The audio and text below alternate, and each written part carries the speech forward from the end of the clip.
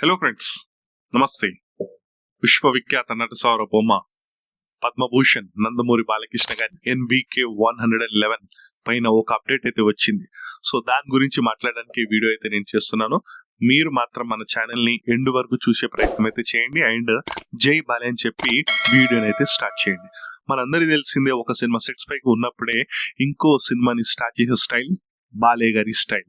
So అఖండ 2 తాండవం ఒక range లో దాని ఫీవరే ఉంది. అలాంటి టైంలోనే ఆ సినిమా కంప్లీట్ కాకముందే గోపిచంద్ మల్లేని గారితో కలిసి ఈ మూవీ రామనాయుడు స్టూడియోస్ లో అఫీషియల్ గా అయితే పూజా కార్యక్రమం జరుపుకుంది. అయితే కొన్ని అనివార్య కారణాలు, ముఖ్యంగా ఏంటంటే బడ్జెట్ స్కేల్ అనేది పెరిగిపోవడం వల్ల, కథకున్న డిమాండ్ వల్ల హై బడ్జెట్ అవుతుంది. సో అందువల్ల ఈ మూవీని అయితే పక్కన పెట్టడం జరిగింది. ఆల్రెడీ దీనికోసం హీరోయిన్ ఏదైతే నయనతార గారు ఉన్నారో తనని ఇంట్రడ్యూస్ చేయడం జరిగింది, ఆ పోస్టర్ రావడం జరిగింది. ఆ తర్వాత బాలే గారి లుక్, ఫస్ట్ లుక్ ని రిలీజ్ చేయడం జరిగింది. మేకర్స్ అది హిస్టారికల్ పీరియాడికల్ లుక్. ఆ లుక్ చూడంగానే ఒక్కసారిగా సోషల్ మీడియా మొత్తం పగిలిపోయింది. ఆ రేంజ్ లో అప్లాస్ అయితే రావడం జరిగింది, ఎందుకంటే ఆ రేంజ్ లో ఉంది లుక్. సో డెఫినెట్ గా బాక్స్ ఆఫీస్ అయితే బద్దలైపోతుంది. సాయి మాధవ్ గారు కూడా ఇందులో ఉన్న డైలాగ్స్ కోసమే, ఇందులో ఉన్న స్క్రిప్ట్ కోసమే ప్రేక్షక అభిమానులు 2-3 సార్లు చూస్తారు ఖచ్చితంగా అని చెప్పి సాయి మాధవ్ గారు చెప్పడము, అరవింద్ కేశవ్ గారు ఈ మూవీకి సినిమాటోగ్రాఫర్ గా ఉండడము, ఒక్కసారిగా భారీ అంచనాలు అయితే పెరిగిపోయాయి. అయితే బడ్జెట్ ఇష్యూ వల్ల, కొన్ని రీజన్స్ వల్ల ఈ మూవీని సతీష్ కైలూరు గారు ఈ మూవీని రిస్క్ చేయలేకపోయారు. దాని తర్వాత డైరెక్టర్ కూడా రిస్క్ అవుతుందని చెప్పి ఈ స్టోరీ లైన్ ని పక్కన పెట్టి కొత్త స్టోరీని వెతికే పనిలో పడ్డారు. దీని వల్లనే ఈ మూవీ అనేది యాక్చువల్ గా జనవరిలో రెగ్యులర్ షూటింగ్ అయితే స్టార్ట్ అయితే అయిపోవాలి, కానీ ఈ కారణం వల్ల షూటింగ్ అయితే ఆగిపోయింది. దీనికి టైటిల్ కూడా మహారాజు అని చెప్పి అనుకున్నారు. సో పెండింగ్ అయిపోయింది. సడన్ గా మళ్ళీ ఇప్పుడు సినిమా ఎప్పుడు స్టార్ట్ అవుతుందా అని చెప్పి నందమూరి అభిమానులు ఈగర్ గా వెయిట్ అయితే చేస్తున్నారు. నందమూరి అభిమానులే కాదు, తెలుగు ప్రజలు కూడా ఈగర్ గా వెయిట్ అయితే చేస్తున్నారు. సో ఇప్పుడైతే ఒక కథ అయితే దొరికేసింది. సో 2-3 కథలు అయితే అనుకున్నారంట గోపిచంద్ మల్లేని గారు. దాదాపు 2 నెలల నుంచి స్క్రిప్ట్ పైన వర్క్ చేస్తున్నారు. సో కొత్త స్క్రిప్ట్ అయితే రెడీ అయిపోయింది. ఇది కంప్లీట్ పక్కా మాస్ కమర్షియల్ మూవీలా ఉంటుంది. వీరిద్దరి కాంబినేషన్ లో వచ్చిన మూవీ మనకు ఆల్రెడీ తెలిసిందే, వీరసింహారెడ్డి. వీరసింహారెడ్డి కేవలం ఒక యావరేజ్, అంటే మనకు రొటీన్ స్టోరీ అయినా కూడా అందులో ఉన్న బాలకృష్ణ గారి లుక్స్ కానివ్వండి, ఫైట్ సీక్వెన్స్ కానివ్వండి, మెయిన్ గా లుక్సే.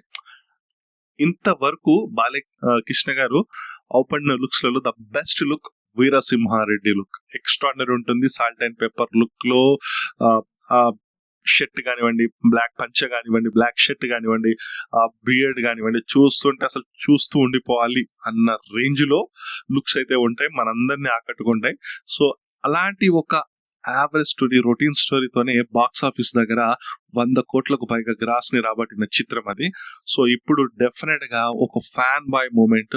సరే, ఆ స్టోరీ కాకపోతేనేమి ఇంకొక స్టోరీ అయితే తీసుకురావడం జరిగింది. అది కూడా కంప్లీట్ ఎమోషన్స్ తో నిండిపోయి పక్కా మాస్ కమర్షియల్ మూవీ. బాలకృష్ణ గారి మూవీలో ఏదైతే కోరుకుంటామో మనము అవన్నీ ఉన్నాయి. అఖండలో మనకు ఏంటంటే, అఖండ 2లో ముఖ్యంగా మనకు సనాతన ధర్మం వైపు కానివ్వండి, లేకుంటే దేశ రక్షణ కోసం కానివ్వండి, హైందవ మతం గురించి కానివ్వండి ఎక్కువ స్కోప్ ఉండే.